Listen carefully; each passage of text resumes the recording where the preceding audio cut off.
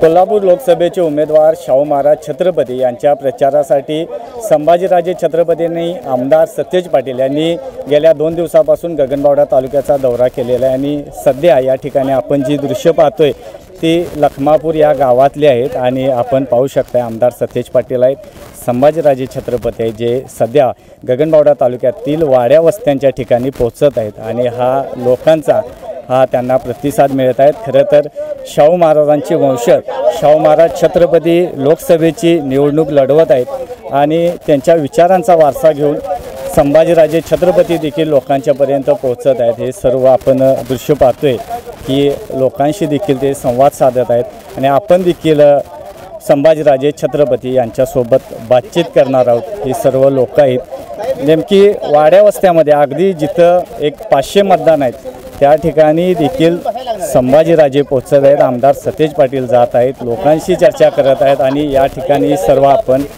पाहतोय आपल्यासोबत संभाजीराजे छत्रपती आहेत। राजे काय सांगाल, अगदी गगनबावडा तालुक्यातल्या वाड्या वस्त्याच्या ठिकाणी आपण पोहोचत आहोत?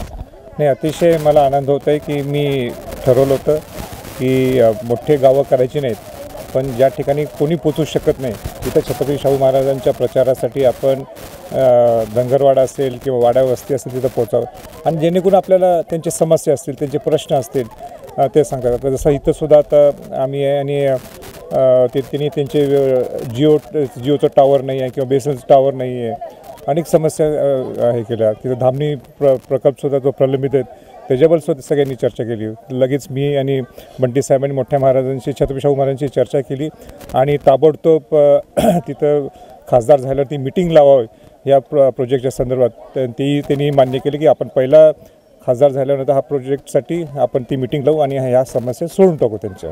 कालपासून आपण खडोळ्याचा दौरा सुरू केलेला आहे, लोकांचा प्रतिसाद कसा नाही? एकदम चैतन्याचं वातावरण निर्माण झालं आहे, उत्साह आहे, लोकांना बदल पाहिला आहे। मी सुद्धा पूर्वी इलेक्शन लढवलीतून मला माहीत आहे, पण ह्यावेळीचा उत्साह वेगळा आहे। त्यांना कुठल्याही परिस्थितीत छत्रपती शाहू महाराज यांना काँग्रेसच्या माध्यमांचे उमेदवार म्हणून पुढे आलेले, त्यांना छत्रपती शाहू महाराज राजश्री शाहू महाराजांचे वंशज असल्यामुळं त्यांना आम्हाला कुठल्याही परिस्थितीत आम्ही त्यांना खासदार करणार ही सगळ्यांची भावना आहे। आपण खासदार असताना गॅस पाईपलाईन कोल्हापूरमध्ये आणली, गगनबावड्यातून कोकणकडे एक रेल्वे जाते आणि ती सैतवडी मार्गे जाते, त्यासाठी कसे प्रश्न? नाही, हे सगळे प्रश्न जे प्रलंबित आहेत केंद्रातनं या गोष्टी सगळ्या व्हायला लागतात, ते जे दुर्दैवाने झालेले नाहीत ह्या 1-5-10 वर्षात, ते छत्रपती शाहू महाराजांच्या माध्यमातून हे सगळे प्रश्न सुटतील हा मला पूर्ण विश्वास आहे। माझा जो काही अनुभव आहे तो छत्रपती शाहू महाराजांच्या मार्गी आम्ही म्हणजे मागं राहणार आहे, मार्गी लावणार आहे आणि पूर्ण विश्वास आम्हाला आहे की छत्रपती घराण्याची जी गरिमा आहे आणि या गरिमाच्या माध्यमातून जे प्रश्न अडकलेले आहेत ते प्रश्न निश्चित सुटतील। देशभरातलं शेवटचाच प्रश्न राजे, देशभरातलं जर वातावरण बघितलं तर तुम्ही म्हणता अगदी गढूळ वातावरण झालेलं आहे, समतेचा विचार कुठंतरी संपत चालला आहे असं वाटतं? नाही, 100% म्हणजे लोक अस्वस्थ आहेत, लोकांच्यात एक मनात भीती आहे की नेमकं हे काय चाललं, असं वातावरण पूर्वी केव्हाच पाहायला मिळालेलं नाही।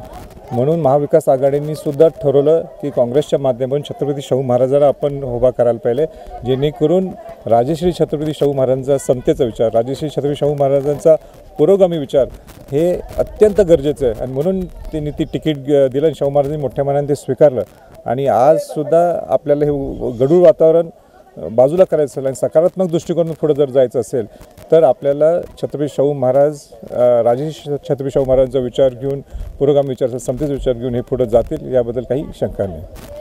तर हे होते संभाजीराजे छत्रपती। जसं आपण पाहतोय की गगनबावडा तालुक्याचा हा दौरा सुरू आहे आणि अनेक या ठिकाणचे जनतेचे प्रश्न आहेत ते घेऊन राजे त्यांच्याशी संवाद साधत आहे। अगदी समतेचा विचार जे शाहू महाराजांचा आहे, देशभरातली वातावरण पाहिलं तर अगदी गढूळ वातावरण आहे, समतेचा विचार संपतो की काय अशी एक परिस्थिती निर्माण झालेली आहे आणि शाहू महाराजांचे विचार दिल्लीपर्यंत पोहोचवण्यासाठी शाहू महाराज छत्रपती यांना विजयी करा असं आव्हान देखील ते जनतेला करत आहेत। एस न्यूजसाठी कॅमेरामन अभिजित पाटीलसह इक्बाल रेटरेकर।